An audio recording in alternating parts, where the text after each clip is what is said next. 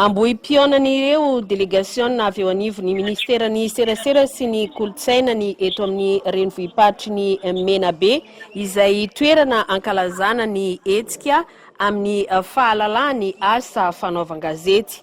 Aty an-toerana araka izany ny tale jeneraly serasera izay miaraka amin'ireo mpanolotsaina ary noraisiny andriamatoa prefet ny Morondava Rafidson Fidèle. Tsara omarina fa isan'ny tanjona iray ny mpanao gazety sy ireo tompon'andraikitra na miankina na tsy miankina amin'ny fanjakana ary miaraka mampandroso ny hery sy tanjaka iraisan'izy ireo. Io no azo amtinana ny tafatafa na ray nadinika nandritra ny fitsidihana ara-pombam-panajana izay nataony tale jeneraly ny serasera tsy iza izany fa i andriamatoa botomiarina Judicael Donald Tavao ary eo ihany koa ireo mpanolotsaina avy eo anivon'ny ministera ka notrony ny ramatoa filohany olavitry ny mpanao gazety tao amin'ny braony prefet ny Morondava.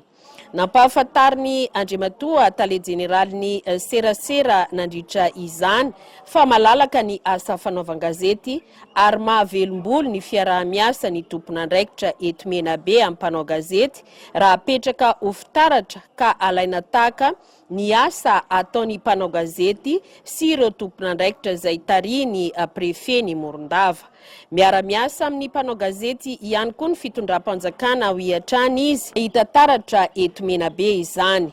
Ezana ny hanavaka ny Facebook sy ny asa fanaovan-gazety ka sehatra maro no anehoana sy anatanterahana izany. Manoloana izany indrindra dia miatrika ny fifampizarana amin'ny alalan'ny intelligence artificielle na ny atao hoe ilotsaina artifisialy miaraka amin'ny expert avy eo anivon'ny ministerany serasera sy ny kolotsaina ireo mpanao gazety manodidina ny zato mahery avy amin'ny lafivalonynosy ho hiatrany andriamatoa tale jeneraly ny serasera.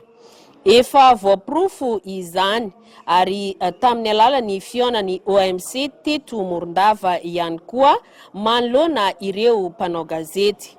No amafisiny andriamatoa tale jeneraly hatrany fa tombony lehibe ho an'ny faritra Menabe izao fandraisana ny fankalazana nasionaly izao. Satria nahafahan'ireo mpanao gazety eto Madagasikara hisitraka fahalalana eo amin'ny fiaraha-miasa sy fanatanterahana izany ary fampiarana azy amin'ny asa.